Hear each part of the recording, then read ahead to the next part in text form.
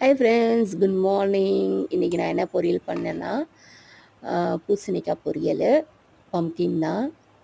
மஞ்சள் பூசணி, வெயில் காலத்துக்கு பூசணிக்காய் நிறைய எடுத்துக்கணும்னு முடிவு பண்ணிட்டேன். இங்கே பாருங்க, சாதம் நல்லா தளபுலன்னு கொதிச்சிட்ருக்கு. அருமையாக கத்திரிக்காய் முருங்காய் போட்டு சாம்பார். முருங்கைக்காய் வெளியே வாங்க வேண்டிய அவசியமே இல்லை, எங்கள் வீட்டிலேயே காய்க்குது. செம்ம வாசனை. எங்கள் வீட்டு முருங்கைக்காய் நல்லா டேஸ்ட்டாக இருக்குது, நல்லா கொதிக்குது, நல்ல மணமாக இருக்குது.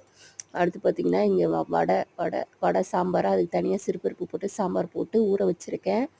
சாம்பார் வடை சூப்பராக ஊறிடுச்சு, சாப்பிட அருமையாக இருக்கும். இந்த பக்கம் காரக்குழம்பு சூடு பண்ணிகிட்ருக்கிறேன் நான் சாப்பிட்றதுக்கு. இன்றைக்கி அருமையான லஞ்சு, எங்கள் வீட்டில் ரொம்ப ரொம்ப பிடிச்ச லஞ்சு.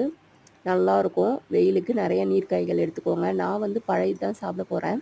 பழையது இருக்குன்னு அவங்கக்கிட்ட சொல்லலை, மறைச்சி வச்சுட்டேன். ஒரு சாம்பார் வடை காரக்குழம்புலாம் தொட்டு தான் சாப்பிட போகிறேன். பாய்.